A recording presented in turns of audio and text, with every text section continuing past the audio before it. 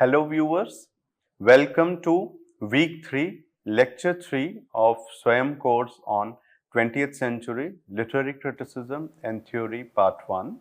I am Ashish Kumar Pathak, assistant professor, Department of English, Banaras Hindu University. As we have already started our discussion of the Chicago School of Criticism, so like the previous lecture, in this lecture we will also be talking about the Chicago School of Criticism. In the previous lecture, we talked about the basic principles of the Chicago School of Criticism and the differences of the Chicago School of Criticism from the new critics.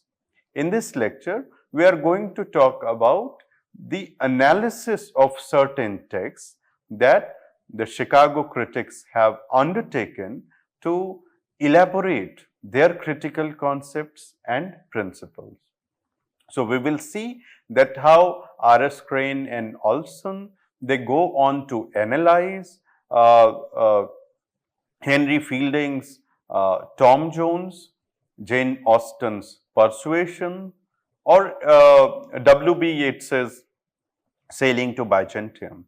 And by looking at the analysis of these texts, we will be able to understand the critical concepts of Chicago critics. And in the end, we will be, talking about that to which extent calling them Neo Aristotelian is justified. So, R.S. Crane talks about two emotional forms, and we have seen that how the pluralism of Chicago critics distinguishes them from the monism of new critics, right? So, for the Chicago critics, form is of utmost importance. It is the form which gives the formula for the organization of the work of art. So, in his investigation of two novels, namely Tom Jones by Henry Fielding and Persuasion by Jane Austen, R.S. Crane has traced out two different emotional forms, right? The form of Tom Jones is comic pleasure, whereas the form of Persuasion is the pained suspense followed by gratification. So, in both cases, Crane has applied a cause and effect formula, and we see that how Crane in his analysis of these two works starts with the effect that works have on the reader, and then in context of that effect he goes on to explore the material and he goes on to ascertain the feelings and emotions which are embodied in a work of art. And in this way, this procedure brings forth the critical pluralism of R.S. Crane. So, as we know that Tom Jones was one of the earliest novels written by Henry Fielding, and it was a remarkable novel written by Henry Fielding. For example, when Coleridge talks about three best plots that he discovers in the Western literature, so one is Oedipus the King by Sophocles, the other is The Alchemist by Ben Jonson, and the third is Tom Jones by Henry Fielding. So, despite being a long novel, having a very complex plot and having multiple characters and sub-themes, Coleridge was able to find a kind of structural perfection in this work of art. The plot had a kind of artistic finish, which Coleridge appreciated a lot, right? And as we know that how the title of the novel was A History of Tom Jones, a Foundling. So, Tom Jones is a bastard, and how he was found in the bed of Squire Allworthy, and then later on how he is brought up by the Allworthys, how he falls in love with Sophia, and there are many other characters like Blifil and others, who adore the plot of the novel. But if you look at the novel revolves around this journey of Tom, right? Tom is basically a good character, right? And Sophia is also a good character. And in this novel, we find that all these, because the form of the novel is comic pleasure, so characters have been chosen according to that, setting has been chosen according to that, motives, themes have been chosen according to that, and language has also been chosen according to that. This is the point that Crane is trying to demonstrate in his analysis, right? As we find that the matter or content of the plot subsumes the elements of action, character, thought, and will differ in structure accordingly as one or another of three causal ingredients is employed as the synthesizing principle. So, the synthesizing principle of the plot of Tom Jones is action which involves the change in the situation of protagonist. So, if we look at the plot, we find that it can be seen as various changes which are happening to the situation of Tom Jones. So, the novel can be seen as a dynamic system of actions, right, and it is a distinctive whole of the novel. Crane argues that the action of the novel is one of union, separation and reunion, and this matter is endowed with the emotional form of comic pleasure for which three factors are responsible.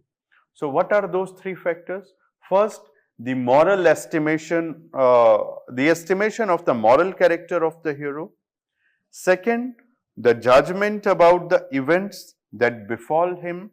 And third, the responsibility of the hero for what happens to him. For example, as Aristotle says that the end of tragedy is the purgation of pity and fear, and as the form of plot of Tom Jones is a comic pleasure, it is calculated to arouse emotions that are comic analogues of pity and fear. So, because it is a comedy, so pity and fear will be replaced by analogues. So, how those analogues, what are those analogues which replace pity and fear in Tom Jones? So, the first that we see that how the element of fear is attenuated by two factors. First, the persons who pose serious threats for Tom and Sophia, for instance, Blifil, are those upon whom we look with a feeling of hatred because they are posing a kind of threat to Sophia and Tom. Second, our feeling of security for Tom increases with the development of plot. We infer from what has happened in the past, what may probably happen in future. So, if we look at the situation of Tom, we find that nothing irreparable has happened to him in the past. So, similarly, nothing irreparable will happen to him in the future as well. And in this way, it has been arranged in that way. It is in this twofold feeling that serves to negate not only the element of fear, but of pity as well. But besides this negative condition, peculiar to the plot of Tom Jones, there is a positive one which combines our sense of security for Tom with the role that he himself plays in creating for himself. So now on the one hand, we have sympathy for Tom owing to his moral quality, and on the other, we do not take his sufferings and share them as seriously as he himself does. And the reason is obvious. We know that the sufferings that Tom is in are repairable and would in the long run yield place to pleasurable experience. So we have only one kind of faint alarm, which is the comic analog of fear. So in this way, the element of pity for Tom is mitigated by our realization that the sufferings Tom meets with are not undeserved. Our wishes for Tom's eventual good fortune will not be nullified by his mistakes, since they constitute no permanent feature of his character. So, in this way, the sense of security and the sense of deserved misfortune go together in order to lend the novel the form it has. We laugh at Tom as a man who has behaved ridiculously or beneath himself and is now being properly punished. And this laughter, arousing a kind of friendly mirth at the expense of Tom, is the comic analogue of pity. For example, Crane says that the first business of practical criticism in dealing with a given work of art must be to ask what were the literary problems that the writer faced while he was creating this work, right? So, in relation to his overall literary task, what literary reasons or justification may be found for what he actually did in solving them? The critic has, in a way, to reconstruct the problem of the writer to find out the end he had set himself, the problem he had to encounter in handling the material, and the way he resolved them. So, here we find that how Crane makes it clear that what is the business of a critic. It is not simply that a critic should look at the language of the text and find various elements in language, and that is a good approach to literature.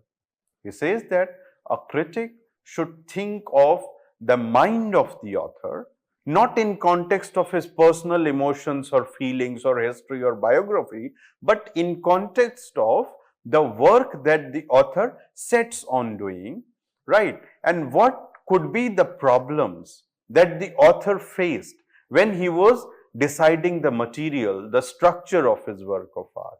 So, if a critic is able to understand those problems, he will be able to understand that how that particular emotional form comes into existence. And in this way, the analysis of literature will be a holistic analysis of literature.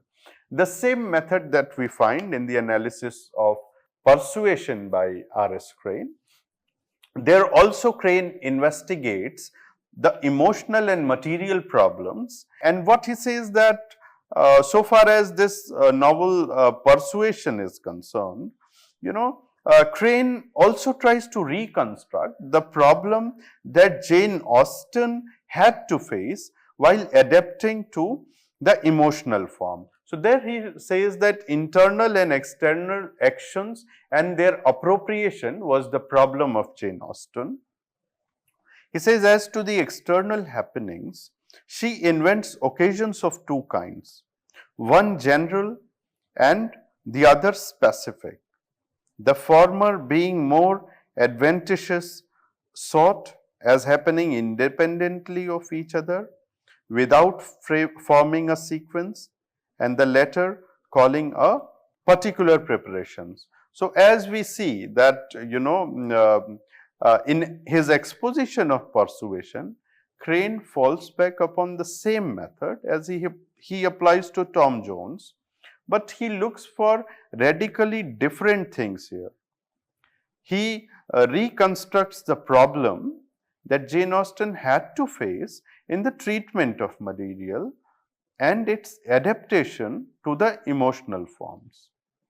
For example, the external action is interlinked or in a way subordinated to the internal one that takes place in the mind of N. Wentworth. For example, if we read this novel, this was considered to be one of the latest novels written by Jane Austen. It was published posthumously, and we find that this novel is based on two young couple, that is a young couple, Anne and Wentworth, and how the novel revolves around the marriage of the two. Right. Anne happens to be one of the maturest heroines that Jane Austen has created in her work. And Anne and Wentworth, they meet early, they fell in love with each other.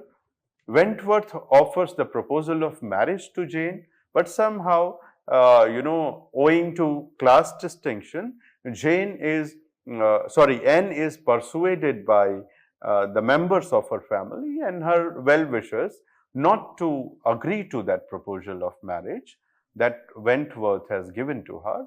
And in this way, their engagement is broken.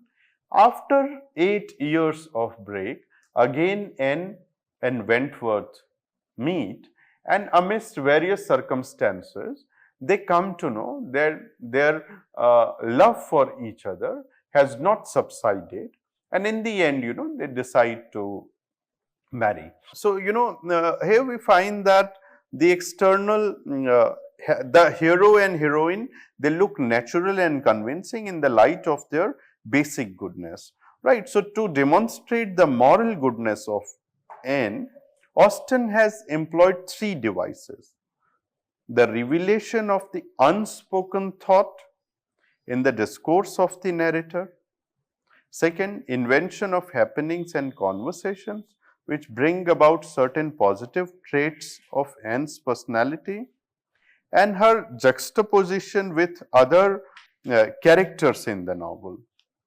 right? So, to render the internal action probable is to make the characters of the hero and the heroine look natural and convincing in light of their basic moral goodness, as we have already seen. Crane says, it was to be a novel, the final effect of which depended on our recognizing that the outcome was not merely happy but good, because of the value we set upon the lovers as moral individuals.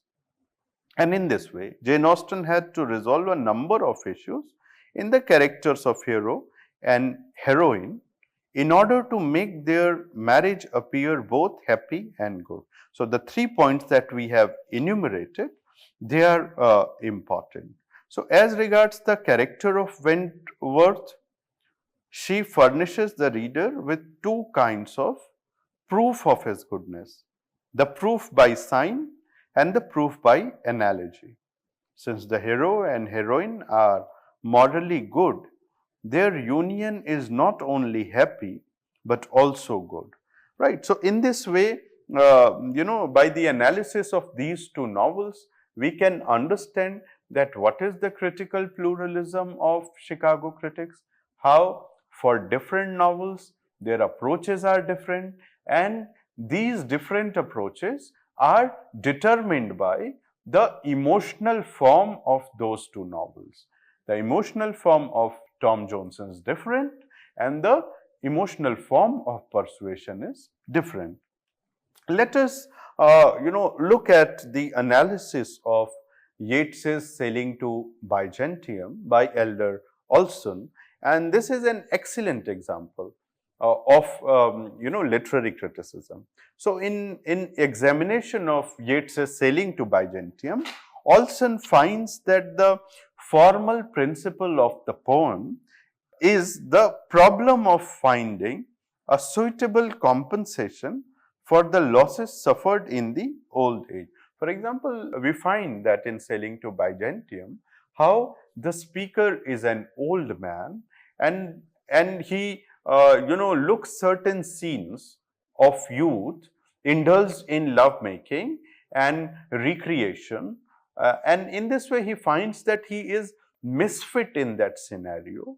So, in this way he should look for the other avenues of life, and therefore he says that this no country for old men, and therefore he discovers different images of sages in burning fire, and then how from the changes of life there is an aspiration towards attaining permanence and immortality. So, as we find that the poem begins with the exclusion from the pleasures of the youth, develops among ordered dialectical alternatives, and ends when the problem is permanently solved.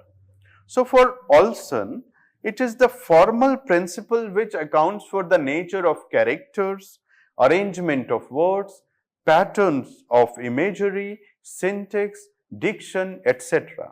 So, if we look at the analysis of this poem, Olson argues that the narrator of the poem has to be a man, destitute of the youth and seeking an ideal solution to his old age.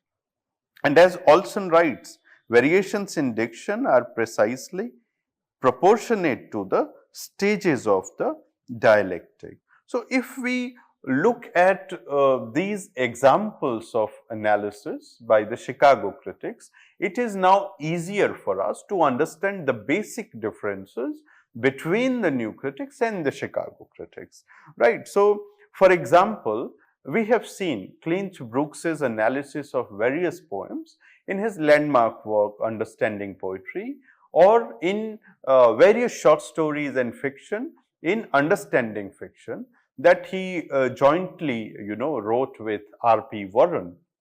So, there we find that take up the example of poetry, for example, Ode on a Grecian Urn. When Brooks is analyzing this poem, Brooks approaches that poem with his preconceived critical concept of irony and paradox. Undoubtedly, in this way, he finds in that poem that the entire poem is pervaded by this deep sense of irony and paradox, right? So, from start to finish. Similarly, if we look at various short stories that they have analyzed in Understanding Fiction, Brooks and Warren, they have underscored particularly two fictional elements, the organic unity and the ironical contrast, right. So, on the other hand, a Chicago critic like Crane would raise an objection as the interrelatedness of various elements of literary constructs cannot be denied. Crane himself talks of the organic synthesis among various elements of a novel in his essay on Tom Jones. But what we find that, look at Brooks's analysis, that, he is always looking for the principle of paradox and irony in Ode on a Grecian Urn or in any other poem. His method is not different. His approach is not very different, right? But so far as Chicago critics are concerned, we find that how their approaches are different, how they are determined by the form of literature. It is not that they are looking for the same element, right. So, any sort of preconceived notion and the search for it in a literary work naturally tend to become unacceptable to the Chicago critics as they are pluralist. We have seen in the analysis of Tom Jones and Persuasion by Crane and of Sailing to Byzantium by Olson, how three different elements have been stressed, whereas the whole body of criticism by Brooks and Warren seems to turn on a single formula.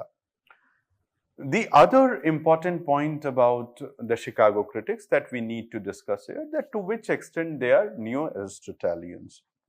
This term Neo-Aristotelian was attached to them by their friend Kenneth Burke in 1945 in a work, A Grammar of Motive, and thereafter, they have been, called Neo-Aristotelians. However, these Chicago critics believe that it is not that they blindly follow Aristotle. What they are doing, they are taking up certain principles of Aristotle and they are applying it to various forms of writing, right. So, for example, they say that there were many limitations with Aristotle. So, it is not that they are unmindful of those limitations. They are not blindly following their master, only they are using certain techniques and methods which Aristotle used, and the new critics find that how the methods of Aristotle, they can be extended to the new forms of writing. For example, when Aristotle was writing, Novel as a genre was not available. But how the Chicago critics apply those Aristotelian principles to the novel. So, in a way, they are extending the boundaries of Aristotle. They are giving a new dimension to Aristotle by using his principles to analyze novels and illuminate the prose fiction. Similarly, Aristotle never, thought of a lyric poem. But these Chicago critics are extending the principle of Aristotle to a lyric as well, right? So Elder Olson says that if you look at a lyric may have, it may also be taken as an imitative form of writing. It may have certain dialogues, it may have certain plots, certain themes, right? So it is not that a lyric is very much like a fiction, but the fact is that, Aristotelian ideas can be used for a newer understanding of that short form of writing that is called lyric. So in a way, they are performing truly the function of criticism, in which they are extending the boundaries. They are bringing innovation to the work of literary criticism. They are giving a new kind of light, throwing a new kind of light on the older methods. So in this way, without any distortion of Aristotle, the Chicago critics can take into consideration literary forms like the novel and shorter poems that came into existence much after Aristotle. Right. So, we can understand that to which extent they are Aristotelians, and they are very judicious Aristotelians. Right. So, having said that, now I come towards the end of this lecture, and I think lyric as under the category of imitative poem, and all these points I have already mentioned. So here we find that how Chicago critics are flexible, and they stretch Aristotelian methods to other works of art, right? So for example, Northrop Frye has happily said that it is impossible to regard Crane as an Aristotelian determinist. The same is true of other critics of the Chicago school. So in this way, in these two lectures, we had a comprehensive analysis of the basic principles of the Chicago critics, as well as we have seen that how they have demonstrated their critical analysis, their capacity of critical analysis by analyzing various forms of writings. With this, I come to the end, and in the coming lectures, we will talk about Russian formalism. Thank you.